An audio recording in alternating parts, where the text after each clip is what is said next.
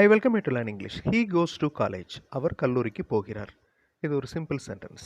தமிழ் வாக்கியம் அவர் கல்லூரிக்கு போகிறார் அப்படிங்கிறதுல வார்த்தைகளை இடம் மாற்றுங்க. கல்லூரிக்கு போகிறார் அவர், அவர் போகிறார் கல்லூரிக்கு, கல்லூரிக்கு அவர் போகிறார். எல்லாமே கரெக்டாக இருக்கும். எல்லாமே கரெக்டான மீனிங் கொடுக்கும். ஆனால் இங்கிலீஷில் பாருங்கள், ஹீ கோஸ் டு காலேஜ் மட்டும்தான் கரெக்டாக இருக்குது. கோஸ் to college he, to college he cos, college he goes to, இதெல்லாம் ராங் ஸ்ட்ரக்சர். இந்த மாதிரி பேசுனா இல்லை எழுதுனா யாருக்கும் புரியாது. இப்போ அவர் எங்கே போகிறாரு அப்படின்னா காலேஜ் கோஸ் ஹீ டூ அப்படின்னு சொன்னோம்னா தட் இஸ் ராங். ஸோ ஒவ்வொரு லாங்குவேஜ்க்கும் ஒவ்வொரு ஸ்ட்ரக்சர் இருக்குது. பேசிக்காக ஒரு இங்கிலீஷ் சென்டென்ஸ் எப்படி எழுதுறது அப்படின்னு லாஸ்ட் 3 வீடியோஸில் பார்த்தோம். அந்த 3 வீடியோஸோட கண்டினியூஷன் தான் இது. ஸோ 3 வீடியோஸ் பார்க்காதவங்க அந்த லிங்க்ஸ் கிளிக் பண்ணி பார்த்துட்டு இந்த வீடியோ கண்டினியூ பண்ணிங்கன்னா ஈஸியாக புரியும். லாஸ்ட் 3 வீடியோஸில் இந்த மாதிரி சென்டென்சஸ் பார்த்தோம். இதில் எந்தெந்த சென்டென்ஸ்லாம் கரெக்ட், கிராமட்டிக்கலாக கரெக்ட் அப்படிங்கிறத நம்ம பார்த்தோம். இதில் தப்பாக இருக்கிற வாக்கியங்கள் பாருங்களேன். They are shout, he is tell. So இது தப்பாக இருக்குது.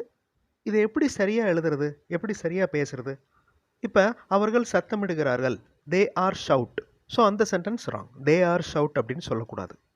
தே ஆர் ஷவுட்டிங். ஐஎன்ஜி சேர்க்குறோம் வேர்போட. வேலையை குறிக்கும் வார்த்தை இங்கே எது? ஷவுட். சத்தமிடுதல் அப்படிங்கிறது ஒரு வேலை. ஸோ அதோட ஐஎன்ஜி சேர்க்குறோம். லாஸ்ட் 3 வீடியோஸில் பி வேர்ப்ஸும் டூ வேர்ப்ஸும் பற்றி பார்த்தோம். இந்த ஆர் அப்படிங்கிறது பி வேர்ப். இந்த மாதிரி பி வேர்ப் வர்றப்ப பக்கத்தில் ஒரு வேர்ப் வர்றப்ப ஐஎன்ஜி சேர்க்கணும். இப்படி ஷார்ட்கட்டில் நீங்கள் ஞாபகம் வச்சுக்கோங்க. Okay, they are shouting. இது ப்ரெசன்ட் கண்டினியூஸ் டென்ஸ். இந்த டென்ஸுக்கு பேர் வந்து ப்ரெசன்ட் கண்டினியூஸ் டென்ஸ். அதாவது ஒரு செயல், ஒரு வேலை நடந்துக்கிட்டு இருக்கு அந்த நேரத்தில் அப்படின்னு அர்த்தம். அவர்கள் சத்தமிட்டு கொண்டிருக்கிறார்கள். இப்போ அந்த டேபிளில் இன்னொரு சென்டென்ஸ் பாருங்கள், wrong sentence. He is tell. Okay, he is tell. இஸ்ஸும் பி வேர்ப் தான். அப்போ எப்படி வரும்? He is telling. அவர் சொல்லி கொண்டிருக்கிறார். Next sentence, we are go. We go அப்படின்னா நாங்கள் போகிறோம். வி ஆர், ஆர் அப்படிங்கிறது பி வேர்ப். அப்போ ஐஎன்ஜி சேர்க்குறோம். We are going. நாங்கள் போய் கொண்டிருக்கிறோம். Present continuous tense. ஸோ கரெக்டான சென்டென்சஸ் இங்கே இருக்குது பாருங்கள். ஐஎன்ஜி சேர்க்கலைன்னா அந்த சென்டென்ஸ் எப்படி இருக்குது பாருங்கள். They shout. இங்கே ஆக்சுவலாக டூ வேர்ப் யூஸ் பண்ணியிருக்கோம். ஓகே, ஹிடனாக யூஸ் பண்ணியிருக்கோம். இதை பற்றி நான் இன்னொரு வீடியோவில் எக்ஸ்பிளைன் பண்ணுறேன். தே ஷவுட் டைரெக்டாக மெயின் வேர்ப் யூஸ் பண்ணியிருக்கோம். ஆர், இஸ், இந்த வேர்ட்ஸ் எல்லாம் யூஸ் பண்ணி வாக்கியங்கள் இருக்குது பாருங்கள். They are shouting, he is telling, we are going. இது எல்லாமே பி வேர்ப் யூஸ் பண்ணியிருக்கோம். ஸோ பி வேர்ப், டூ வேர்பை பற்றி தான் லாஸ்ட் 3 வீடியோஸில் பார்த்துட்டு வர்றோம் இந்த சேனலில். ஐ welcome you to this channel. Practice பண்ணிகிட்டே இருக்கணும், அப்போ தான் அந்த டெவலப்மெண்ட் இருக்கும். இப்போ நம்ம வீடியோ ஸ்டார்டிங்கில் பார்த்த சென்டென்ஸ்க்கு வருவோம். அவர் கல்லூரிக்கு போகிறார்.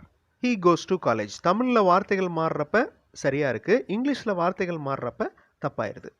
அதுக்கு காரணம் சென்டென்ஸ் ஸ்ட்ரக்சர். ஒவ்வொரு லாங்குவேஜுக்கும் ஒரு சென்டென்ஸ் ஸ்ட்ரக்சர் இருக்குது. இப்போ ஒரு எக்ஸாம்பிள் பார்க்கலாம். They are. ஆர் அப்படிங்கிறது be verb. B verb Tamil meaning என்னது? இருக்கிறார்கள், இருக்கிறது, இருக்கிறார். ஸோ அவர்கள் இருக்கிறார்கள், they are. They are here. Here அப்படின்னா என்ன? இங்கே.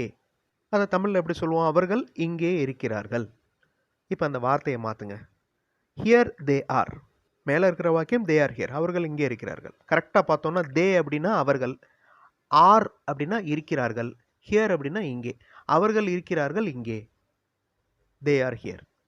அந்த ஹியரை தூக்கி முன்னாடி வச்சோன்னா ஹியர் தே ஆர், இங்கே அவர்கள் இருக்கிறார்கள். இன்னும் வார்த்தைகளை மாற்றினா, இப்போ கீழே ரெட் கலரில் ராங் சென்டென்ஸ் மார்க் பண்ணியிருக்கேன் பாருங்கள். அந்த சென்டென்ஸை பாருங்கள். They here are. This is wrong. ஸ்ட்ரக்சராக இது ராங். அதாவது வாக்கிய வடிவத்தில் இது ராங். ஸோ எப்படி இருக்கணும்? பேசிக் சென்டென்ஸ் எப்படி இருக்கணும்? Subject plus verb. அந்த சப்ஜெக்ட் அப்படின்னா என்ன அர்த்தம்? சப்ஜெக்ட்னா ஒரு சென்டென்ஸில் யாரை பற்றி, எதை பற்றி மெயினாக பேசுகிறோம் அப்படிங்கிறது தான் சப்ஜெக்ட். They are here. அவர்கள் இங்கே இருக்கிறார்கள். இதில் யாரை பற்றி பேசுகிறோம்? அவர்களை பற்றி பேசுகிறோம். அவர்கள் அப்படிங்கிற வார்த்தை இல்லைன்னா அந்த சென்டென்ஸே அர்த்தம் இல்லாமல் போயிடும். அப்போ அந்த சப்ஜெக்ட், அவங்க தான் அந்த சப்ஜெக்ட். So they subject.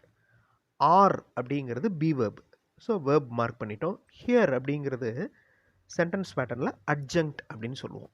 அட்ஜங்க்ட்னா இடம், நேரம், தன்மை, இந்த மூணையும் குறிக்கிற வார்த்தைகளை அட்ஜங்க்ட் அப்படின்னு சொல்லுவோம்.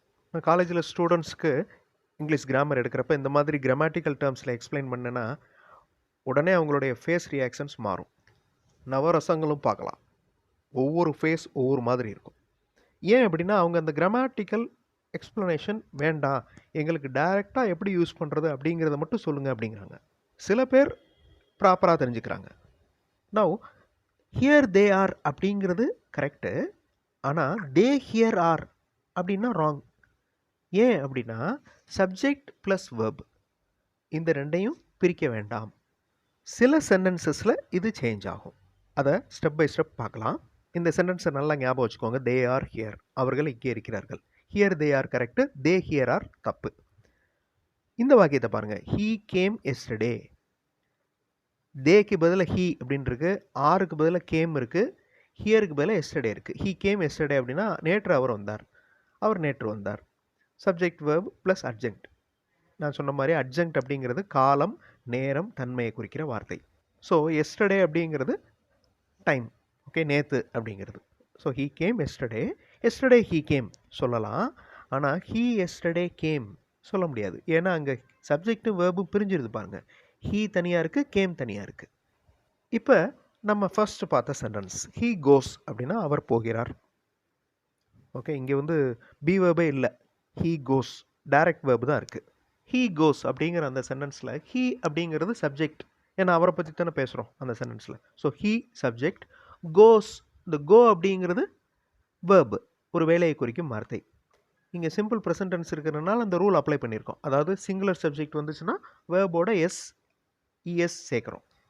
ஹீ கோஸ் அவர் போகிறார், ஒரு அட்ஜங்க்ட் சேர்ப்போம். அட்ஜங்க்ட்னா நான் என்ன சொன்னேன், ஒரு நேரம், இடம், தன்மையை குறிக்கிற வார்த்தை. ஸோ இங்கே வந்து காலேஜ், கல்லூரி அப்படின்னு ஒரு இடம். He goes college. So he goes to college தான் கரெக்ட். ஓகே, அவர் கல்லூரிக்கு போகிறார். இப்போ இங்கே இருக்கிற வார்த்தைகளை இடம் மாற்ற முடியுமா? தே ஆர் ஹியரை எப்படி மாற்றணும்? ஹியர் தே ஆர் அப்படின்னு மாற்றணும். ஹீ கேம் எஸ்டர்டே அப்படிங்கிறத எப்படி மாற்றணும்? எஸ்டர்டே ஹீ கேம் அப்படின்னு மாற்றணும். அது மாதிரி ஹீ கோஸ் டு காலேஜை வார்த்தைகளை மாற்ற முடியுமா? ஸ்க்ரீனில் தெரிகிற மாதிரி goes to college he, to college he goes. So எல்லாமே தப்பு. ஆனால் தமிழில் பாருங்கள் எல்லாமே சரி. ஸோ தமிழ் லாங்குவேஜுக்கு ஓகே, இங்கிலீஷ்க்கு தட் இஸ் ராங். இது எல்லாமே தப்பு. ஏன் அப்படின்னா சப்ஜெக்ட் வேர்ப் அட்ஜங்க்ட் வரணும். அதுலேயும் பாருங்கள் ஹியர் ஹீ கம்ஸ் வருது பாருங்கள். அந்த ஹியர் வந்து கடைசி இருந்த வார்த்தையை முன்னாடி கொண்டு வந்திருக்கோம். அப்போ அந்த சென்டென்ஸ் கரெக்டாக வருது. ஹியர் ஹீ கம்ஸ், இங்கே அவர் வருகிறார். ஆனால் ஹீ கோஸ் டு காலேஜை மாற்றணுன்னா wrong. He goes to college, அவர் கல்லூரிக்கு போகிறார். To college he goes, that is wrong. இது ஏன் இப்படி வருது? எதனால்? சில வார்த்தைகளை முன்னாடி கொண்டு வர முடியுது, சில வார்த்தைகளை கொண்டு வந்தால் சென்டென்ஸ் ஸ்ட்ரக்சர் தப்பாக போயிடுது. அது ஏன்? That's the design of language. Okay, இது நம்ம ஆராய்ச்சி பண்ணிட்டுலாம் இருக்க வேண்டாம். டைரெக்டாக நீங்கள் இப்படி யூஸ் பண்ணணும், இப்படி யூஸ் பண்ணக்கூடாது, அவ்வளோதான். இந்த சென்டென்ஸ் ராங், இந்த சென்டென்ஸுடைய ஸ்ட்ரக்சர் தப்பு அப்படின்னு தெரிஞ்சுக்கணும். அப்போ தான் நம்ம அப்ளிகேஷன், அதாவது அப்ளை பண்ண முடியும். நம்ம இதெல்லாம் ஆராய்ச்சி பண்ணிகிட்டு இருந்தோம்னா waste of time. Basic knowledge வேணும். அதாவது சப்ஜெக்ட் ப்ளஸ் வேர்ப் அது இருக்கணும் அப்படின்றத தெரிஞ்சுக்கணும். ஓகே, அட்ஜங்க்ட் வந்து கடைசி வரலாம், இல்லைன்னா முன்னாடி வரலாம் அப்படின்னு தெரிஞ்சுக்கலாம். I will come at 9 o'clock அப்படின்றதுக்கு at 9 o'clock I will come அப்படி சொல்லலாம். ஓகே, பேச்சு வழக்கில். பட் சில சென்டென்சஸை மாற்ற முடியாது, நம்ம அதை அப்படியே எடுத்துக்கிறோம். இதை எப்படி தெரிஞ்சுக்கலாம்? Reading exercise, only through reading exercise. நிறைய சென்டென்சஸ் ரீட் பண்ணணும். அப்படி ரீட் பண்ண ஆட்டோமேட்டிக்காக சென்டென்ஸுடைய ஸ்ட்ரக்சர் நல்ல மனப்பாடமாகும். ஸோ ஸ்போக்கன் இங்கிலீஷ் டெவலப் பண்ணணும், இங்கிலீஷில் பேசணும் அப்படின்னு நினைக்கிறவங்க ஃபஸ்ட்டு எக்ஸசைஸ் ரீடிங். நிறைய ரீட் பண்ணணும். நிறைய சென்டென்சஸ் ரீட் பண்ண உங்களுக்கு அந்த சென்டென்ஸ் ஸ்ட்ரக்சர் மனப்பாடமாகும். ஒரு சின்ன டெஸ்ட்டு, இங்கே இருக்கிற வாக்கியங்களை சரியாக, வார்த்தைகளை சரியாக ஆர்டர் பண்ணி கரெக்டான மீனிங்ஃபுல் சென்டென்ஸ்க்கு கொண்டு வாங்க. அடுத்த வீடியோவில் இதனுடைய ஆன்சர் பார்க்கலாம், இன்னும் எலாபரேட்டிவாக பார்க்கலாம். தேங்க்ஸ் ஃபார் வாட்சிங் and thanks for your valuable comments.